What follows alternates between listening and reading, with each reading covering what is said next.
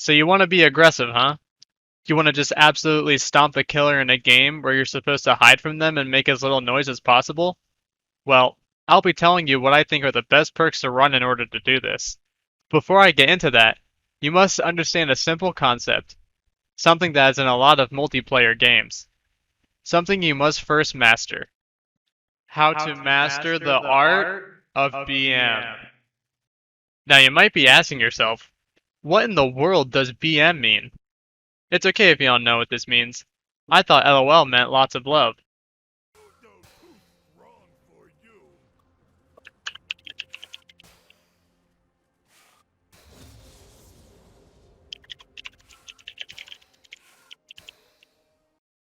BM simply put means bad manners. You'll mostly see this in games like Overwatch and League of Legends, especially League.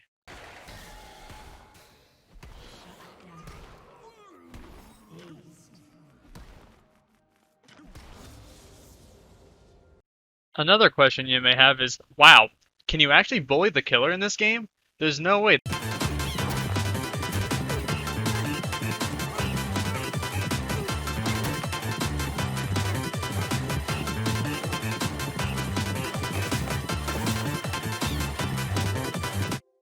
Now to perform this in Dead by Daylight, you simply act like a normal survivor.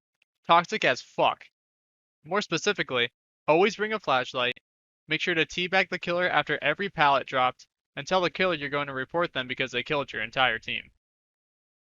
Once you've mastered that, it's now time to implement the right perks to be an absolute train wreck. Our first perk to start us off on this list is Dead Heart. This is a teachable David perk. When injured, tap into your adrenaline bank and dash forward quickly to avoid damage. This causes the exhausted status effect for 60 seconds at Tier 1, 50 seconds at Tier 2, and 40 seconds at Tier 3. So the great thing about this perk is you literally have a get out of jail free card every 40 seconds. Now granted, if you're running with the exhausted status effect, it won't diminish, but still, you'll have this perk up a lot. You'll be able to use this to your advantage when you usually wouldn't be able to reach pallets, windows, or a jungle gym. This perk sounds really great, right? Well, let me tell you about all the huge downsides.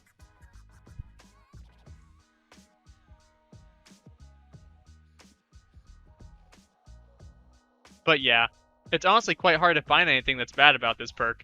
It's arguably one of the top 3 perks in the game, so I'm not going to try and find a reason to say that there is a downside, mostly because it doesn't exist. Up next, we have Decisive Strike. This is a teachable Lori perk. After being unhooked or unhooking yourself, Decisive Strike will become active and usable for 40 seconds at Tier 1, 50 seconds at Tier 2, and 60 seconds at Tier 3. While Decisive Strike is active, when grabbed by the killer, succeed a skill check to automatically escape the killer's grasp and stun them for half a second. This is another great perk in general, once again allowing you to go unpunished if you slip up. Now, the first thought that may come to your mind is, wow, that sounds like a very annoying perk if I was the killer, and what if all the survivors had it? I wonder what the counterplay is. And to you I say, you're right. It is a very annoying perk if you're the killer. And there is counterplay. It's... bruh. This is another perk in the game that there really just isn't a downside, and it's usually meta in one way or another. If you're running these 2 perks, or really even one of them, you can be pretty aggressive knowing that you have them in your back pocket. Run, lady! No, kill me, please! Please! Kill me! Alright, now pick me up. Pick me up. Where are you going? No. Oh, no. Next up is Life. This is a teachable Fang perk. After performing a rush vault, break into a sprint at 150% of your normal running speed for a maximum of 3 seconds.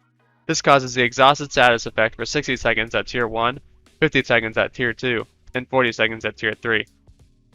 This one is just my opinion, but I prefer Life over Sprint Burst and Balanced Landing. You can change this perk out with either of those, you really just need a speedy perk, almost regardless of how you play. The reason I like Life over Sprint Burst and Balanced Landing is because I feel like I have more flexibility when it comes to using it, like I have more options to choose from for when I want to use it. A good perk to run with this is Dance With Me, since it hides your scratch marks from the killer after vaulting. It definitely feels really good to use after looping the killer out of pallet, and then you get to something like a T-wall and hop the window and just Up with Chelsea and Michael, who were jogging by and were nice to just stop for a quick second. And I said, "What are you doing running?" And you're saying it was really good out? It's the perfect texture for running. Very low impact on its dry snow, so your feet don't get wet. All right, thanks. We've seen a lot of people out here, like you said, running, sledding, just enjoying it. One thing, definitely an overall great perk to run. Last on the list, we have Head On. This is a teachable Jane perk. While standing in a locker for 3 seconds, Head On activates. While Head On is activated, performing a rushed action to leave a locker sends the killer for 3 seconds if they are standing within range. This causes the exhausted status effect for 60 seconds at Tier 1, 50 seconds at Tier 2, and 40 seconds at Tier 3, if the stun was successful. Head On is in my opinion a pretty underrated perk. I don't hear it talked about often. Do I think it's absolutely amazing? No. Do I think it should be used more? Yes. But I'm also just a fan of perks that involve you using your surroundings more, because then you get to be familiar with the map.